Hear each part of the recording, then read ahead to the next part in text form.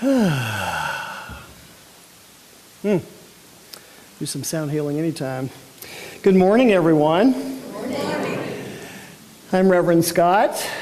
Happy to be with you here this morning. And just so you know, Reverend Carol is not here this morning. She's actually in my hometown today, in Memphis, seeing her son performing his opera. So we send her lots of love and light if she's watching us today from the ethers, and anyone else who's watching us online. If you're here with us for the first time, or you've been away for a while and you are interested in what's going on with us these days and would like to know about our community, we have some folks from our membership team who have a packet for you, and there's a blue card inside of that. And if you fill out that blue card, it's just some information to put you on our mailing list. And you give that back to them, you'll get a nice little book on what this thing is called Science of Mind. So do we have anybody who's here for the first time or back after a long absence? We have one person.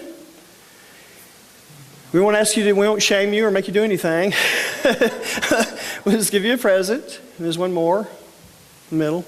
Catherine? In the middle? Oh, you got, okay, what you got? Cool. Awesome. And so have a look at these ladies, and if you didn't raise your hand, but you want that stuff anyway afterwards, you'll see them after the service.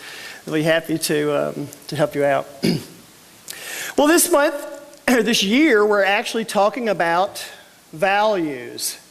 The entire movement or philosophy or denomination, if you will, that calls itself Science of Mind or Centers for Spiritual Living. We're focusing this year on values, and maybe it's strange to say, like, why are you focusing on values right now? But it's what we live and how we live and move and express in this teaching is seeing those spiritual values, those core values of the divine within each and every one of us. And so we're talking about those this year. And this month, our theme is transformation and evolution. And I don't know if you came in here today to hear a Palm Sunday talk. I thought about riding my donkey in, but I wasn't sure if I could get it through the doors. But anyway, I come from a Christian tradition and background, and so I'm well steeped in that, but I'm not really going to focus on that today. But I will kind of tie it in at the end of our talk today. But I want to talk about looking at this thing called transformation. And so the topic for today is release and renewal. And what that really means is a letting go and a taking on. And so I want to look at the spiritual values that may be associated with this thing called releasing and letting go and transforming into a new way of being. And so those values, I have to look myself because I want to make sure that as I click it actually is working. Right action is the first of the values that I want to talk about today. And it may sound like it's not really a value, but I'm going to tie that into you through the course of this talk. What this thing called right action is and how it can be a spiritual value, quality of God. And then looking at a soft heart, tenderness, openness, a willingness to just be. That value of just allowing what is to be. And then that third value of new beginnings. And that may not sound like a spiritual value at all, but I'm definitely going to tie that one in with you as well. Well, I just finished teaching, and I'm so grateful for Posey allowing me to teach the class called Self-Mastery. We just finished that class. this past week, and I got to see so many lights turn on, so much transformation happening in people's lives, and it was such a beauty and a joy to experience it, and out of that came this talk that I wanted to give to you today, because it's so moving to watch that experience happen when we're owning our own being and our own selves and stepping into this thing called mastery of self. And so we're going to talk about that a little bit today. That the looking at it, there was a lecture in a process in the class about change versus transformation. We all talk about change, and change your thinking, change your life, change your beliefs, change your experience. We're in this movement, this philosophy, we're all about change. We're always changing something. Things we don't like about ourselves, or that we wish that weren't there, or a belief, or an experience, or a thought, changing that. But I want to go deeper into that. And it's a cliche now. You've heard the definition of what insanity is. Continuing to do the same thing you've always been doing and expecting a different result. How's that been working for anybody that's tried that before? Yeah, I didn't think so. Yeah. Yeah, it's this thing called change is not necessarily always enough. And in his book, Managing Transitions, William Bridges, he puts out a theory, a hypothesis about change versus transformation and what that is. But in it, he begins with change starts with action. An actual physical taking an action that is different than you were taking before. And it all begins with that first step. And Gandhi says, action expresses priorities. So if we're taking an action and we're not seeing a result, then maybe it's expressing the wrong priorities in our own lives. And so it's a time to reevaluate those choices and those decisions and make a new action. And so I'm going to talk for today a little bit about my journey in this thing called transformation. I haven't talked to you for a year. There's been a transformation in me, hasn't there? Or at least a change. Last time I was with you, I was wearing a suit and a tie and short hair, and I had it all together, and my whole life was humming along in a certain way. And clearly, I went through something this past year, because I am completely different. And I want to thank all of you who have felt so free to share with me what you thought about how I looked with the septum piercing and the long hair and all that. There's more to come, just so you know. There's more of me that's still in transition. But it begins with an action. And in my own life, I had a major life-transforming experience that changed me in a way that I will never be the same for. Many of you know that as I was going through ministerial school, during my senior year, my mother received a diagnosis of brain cancer. And so half of my time was spent here in California, because I actually owned a business, and a fairly successful business, and a consulting business. And so I had that kind of roaring and into full gear, and a full load of graduate studies in the master's program for the ministerial school.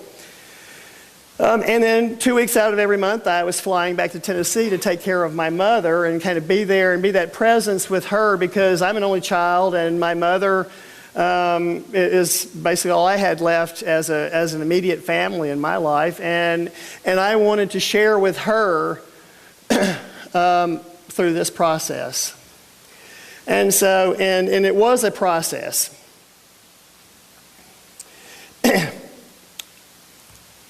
And when it started, I mean, we knew what the end result was. They gave us a prognosis and with a timeline, and knowing. So I was kind of moving her through that process and watching her transition as her body kind of gave way and released into this thing called cancer. But I learned a lot about myself and this thing called life and this thing called eternal life in that process. Things that that were only theories at the time. You know, this thing that we talk about is life everlasting, eternal life, that we're not our body temple, we are more than this. And I have totally bought into all of that and listened to it and spoken it. The whole time, the last 30 years I've been in Science of Mind. But it was still conceptual for me.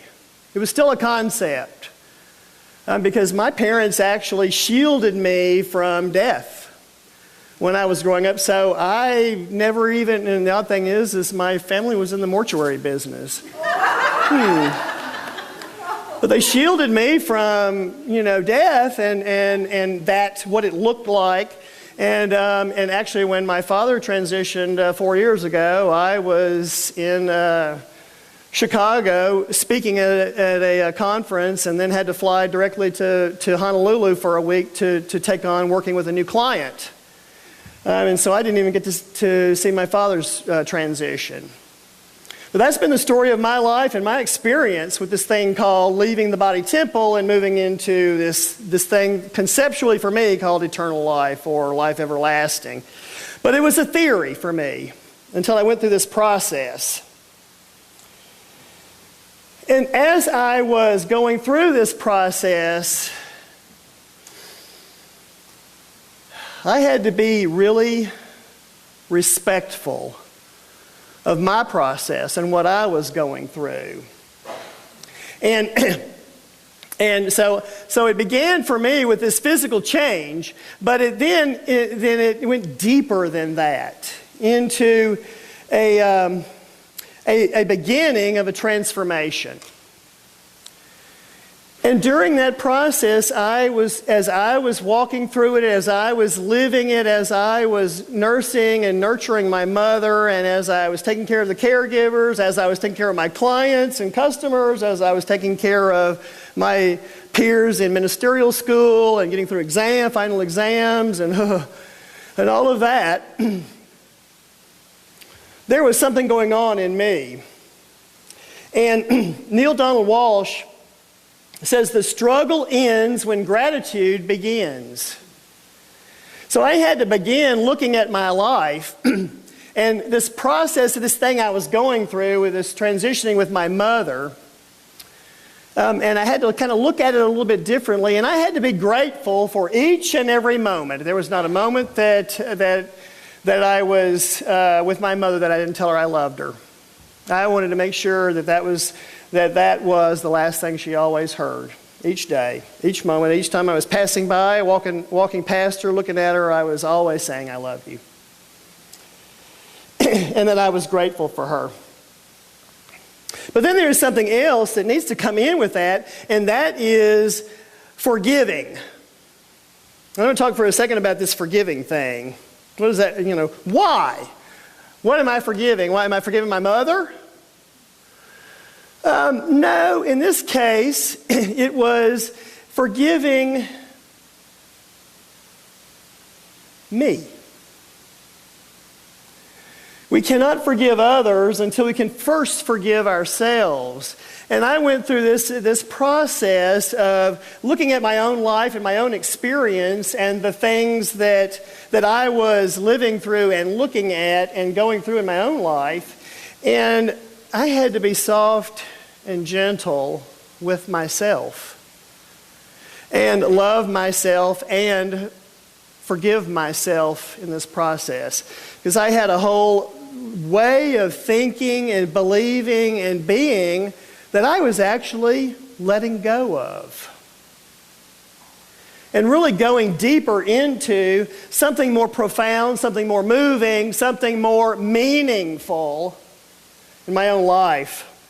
Marianne Williamson says the first step in forgiveness is the willingness to forgive. And in order to be willing to forgive, we have to have that soft heart, that tenderness within us. And forgiving myself for believing beliefs that weren't serving me any longer. Ideas and ways of thinking and being that were no longer serving where I was at in consciousness. And so it was about letting go of that and loving all of who I am, including the dark sides. The hypothesis that William Bridges in his book Managing Transitions talks about is that it's not a change versus transformation. It is a change that moves into transformation. But it first begins with the change. And that's the action. Taking action upon what it is that we say, let's see, backwards a little bit, that we are stepping into a new way of being. And so as we are doing that, it's a process, but it begins at the beginning. It begins with that first step of taking an action.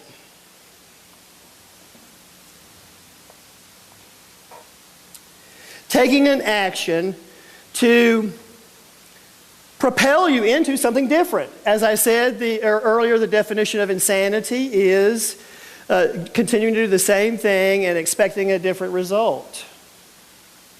Well, if you want to have a different result, you have to change the actions. You have to change the activities. And so for me, as in my own life, clearly, there's an outer change from where I was a year ago, very clearly. I've been going through that change for the last year, but it was more than just an external change. It was an internal process. Rick Warren, the megachurch minister, writes, transformation is a process. And as life happens, there are tons of ups and downs. It is a journey of discovery. Oh boy. Yes, it's a journey of discovery.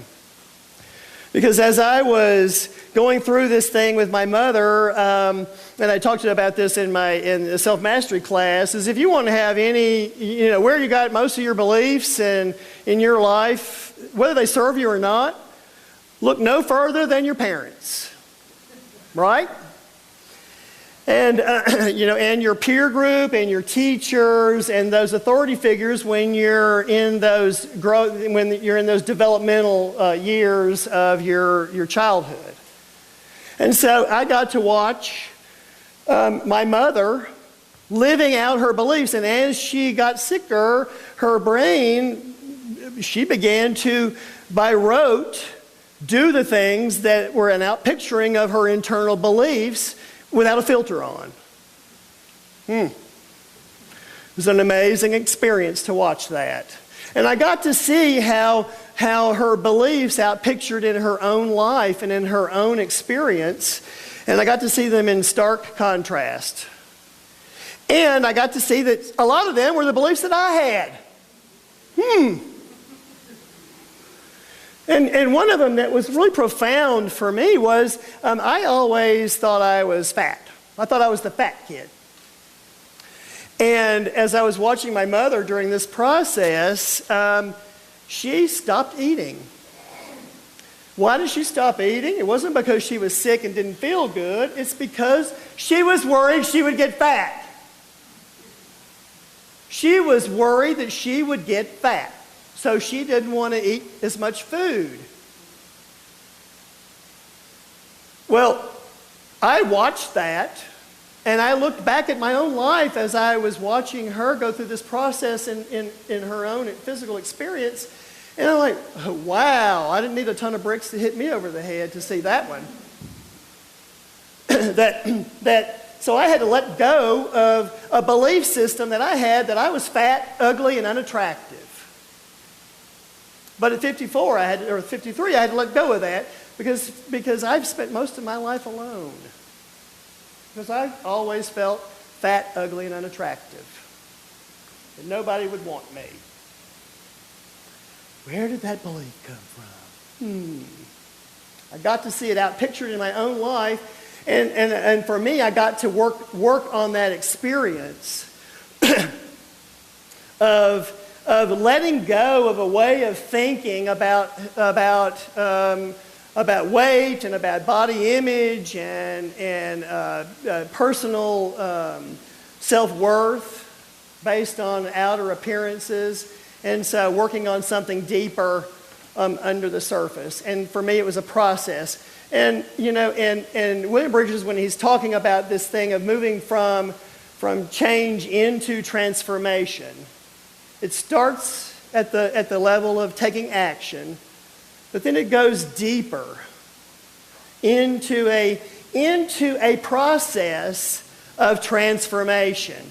And so if any of you how many of you here have treated and you've seen instant manifestations on the outside? Sure. And or have you treated for a belief to change and shift a belief, and you've experienced a change and shift in that belief, right? You might have seen an outer experience of something, you know it shifted because you can see an outer experience on the other side, something changed. However, it didn't totally sink in, according to this theory, it didn't totally sink in just because you treated and you moved your feet. That was the beginning of the process. But then there is that acceptance of that word spoken that has changed into a new belief, a new idea about who you are. And that's a process. And it's akin to the death and dying process. Do any of you are familiar with Elizabeth Kubler-Ross or any work on the death and dying process? It's a process. And what is it? You go through the stages. It's denial, anger, hurt, bargaining, and then finally you get to, at the end, it gets to acceptance. Well, that's what his theory is about change versus transformation. That if you really want to lock in that belief and really anchor it in so that it is unconscious, that it's the activities that outpicture in your life as a result of a belief, it's a different belief. And in order for it to outpicture kind of automatically as an automatic response, it has to kind of seep in and sink into every fiber, cell, and core of your being. And that's a process. And I can tell you from my experience, it is a death and dying process. I had an old addiction that flared up during this process, and it got full bore. In fact, I had to pull back from, some of you were commenting that, where'd you go? I had to step back and have a kind of a come to Jesus meeting within my own soul, within my own being and my own experience, because my belief about eternal life, everlasting life, was rocked to its foundation when I touched my mother after she left her body. I'd never been around that before, never seen it, never experienced it except on TV and in movies. So I had a concept of it, but I had never experienced it. And when I touched her, they asked me if I wanted to say any last thing with her, having time with her. before they did what they do. I was like, sure. And the first thought was, my God, this is it. This is all there is. It stops. There's nothing past this. But my training and my beliefs in this teaching have told me, no, this is not the end. So I had a total rock in my foundation, a crack that shook me to the core of my being. And I had to go through a dying process of my old beliefs, my old thinking, letting all of that go and stepping into a new way of being and actually owning this thing called eternal life. But I couldn't see it. And some of you are wondering why I stopped praying with you or praying for you, because I felt like they were just words. I had lost my connection with my source. And I had to find it again. And so I spent 2 months just quietly listening to Spirit. She talked to me everywhere. It talked to me all the time when I was watching TV, when I was in my addiction, when I wasn't, when I was crying, when I was unhappy, when I was at the depths of my despair. Spirit was with me. Always speaking to me, reminding me of who and what I am.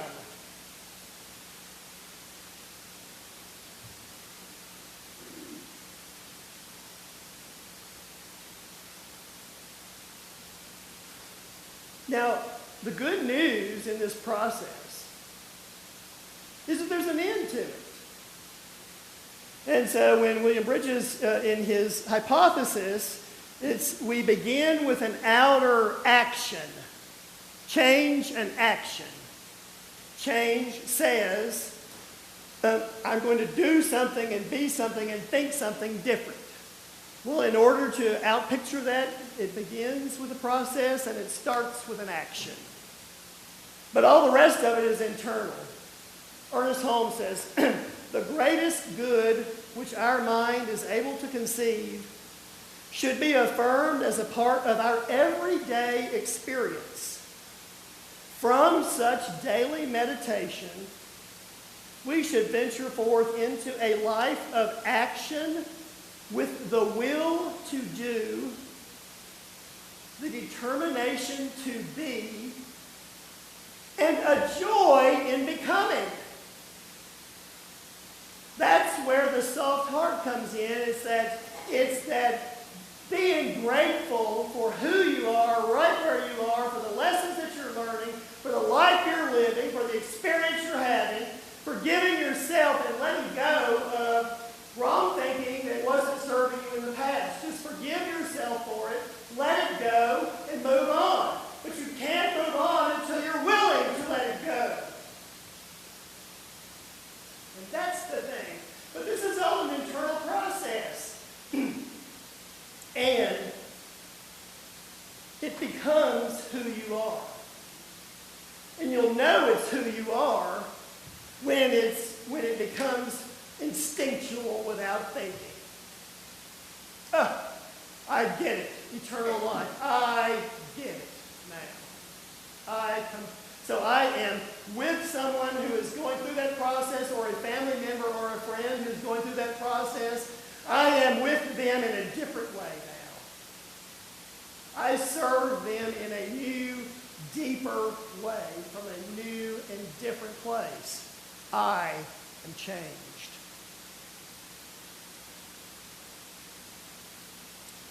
The motivational speaker Tony Robbins, I don't know if any of you have taken any of his work, The Firewalk, he says, a real decision is measured by the fact that you've taken a new action. If there's no action, you haven't truly decided.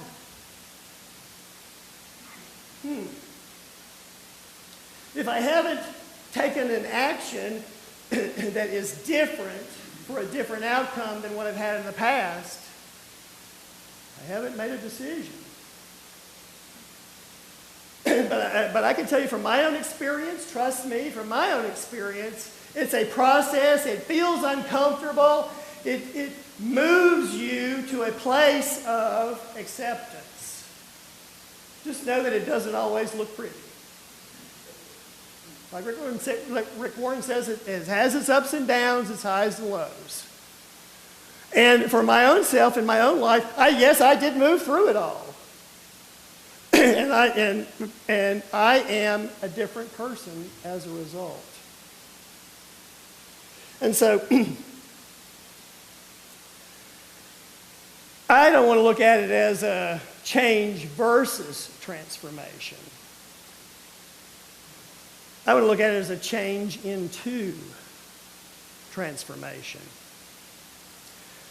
And if you are familiar with the Jesus story, the story of where we're at today in that teaching and that philosophy and the belief is this is Palm Sunday. That's the day that Jesus was embraced and blessed into the city, and as honor to him, the citizens laid down branches. And that was a sign of respect and a sign of honoring for him, because he had begun a process of transformation. If you know the rest of the story, you'll get to hear that maybe from Dr. Lloyd next week. I'm not sure what he's going to talk about on Easter Sunday. but that's the beginning of taking action, because remember, before this, he was 40 days in the wilderness, being tempted by the devil. And so, but he came out of that and accepted, like, this is mine to do. I get it. It's mine.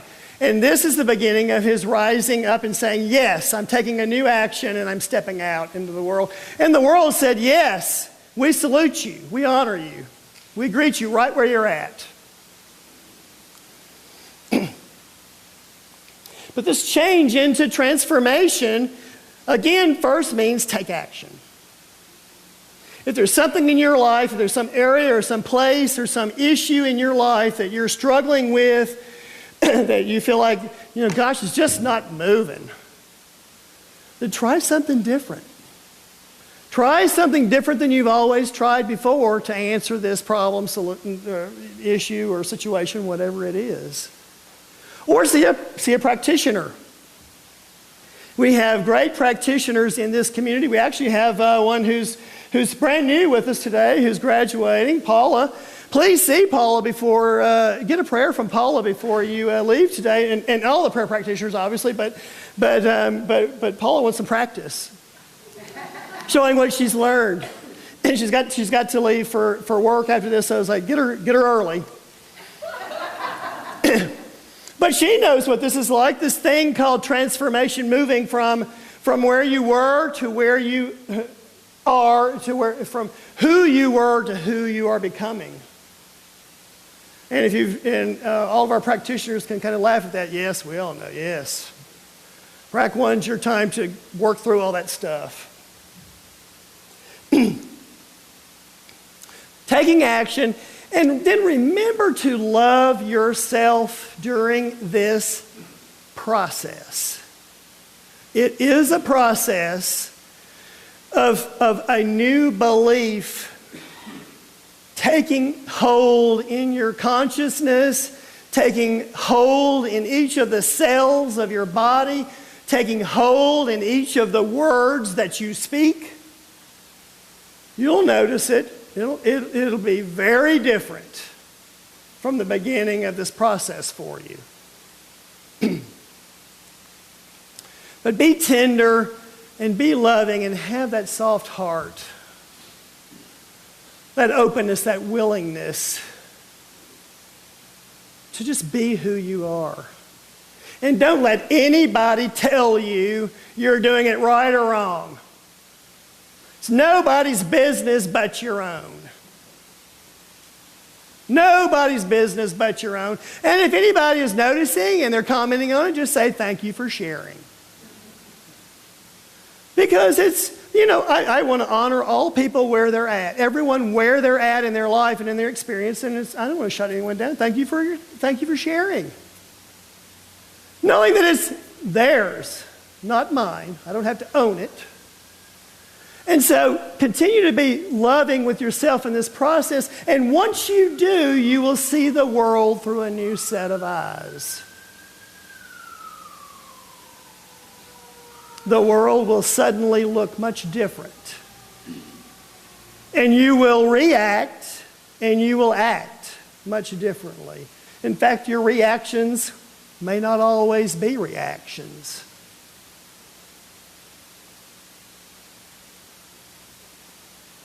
So the values: right action, soft heart, and new beginnings. Loving and honoring ourselves right where we're at. And deciding, making a new choice, taking action on it, loving ourselves in the process, and knowing that it leads to a new beginning. So I want to invite our practitioners to surround the room.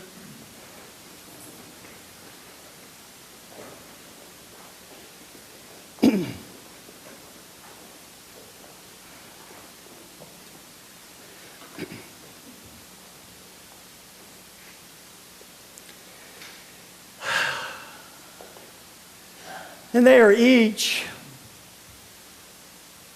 loving hearts, open minds, receptive beings who are simply here to bless and honor you right where you are on your path. And so I want to invite each one of us in this moment to turn within and recognize that there is only ever one thing going on. God, Spirit, eternal life, whatever name we give it, divine presence. It is living in us right here and right now, whether we like it or not, whether we believe it or not, or whether we want it or not. God just simply is. It's who and what I am. It's who and what each one here is. It's who and what each one anywhere, everywhere is. God looking to express itself so uniquely through each one of us. And I am knowing right here and right now, I'm just affirming that if there is any challenge, any issue in a life where there is a disconnect, a dis-ease, or a disconnection from source, I'm just knowing there's a healing taking place. There is a shift in consciousness happening. There is a recognition and a realization that I am that I am right here, right now. And what I know for myself, I know for each one within the sound of my voice. God is right where you are. And so I'm affirming that there is a shift in consciousness taking place. There is a revival happening, a realization and a recognition that we are each that I am presence. And that we are taking action in fulfillment of God's unfoldment in our lives. So I'm so grateful for this, so humbled at the opportunity to know this for myself and to know it for each and every one. God is all there is. So I just lovingly and joyfully give this word to God, knowing that it is done whole and complete. God is always saying yes. And a healing is taking place. A transformation is happening in our lives right here and right now. So I just give thanks for this, knowing that God is so abundant and so good that I know it is already done. This word is already done. And so I just allow it to be and bless it on its way. And so it is. Be seated.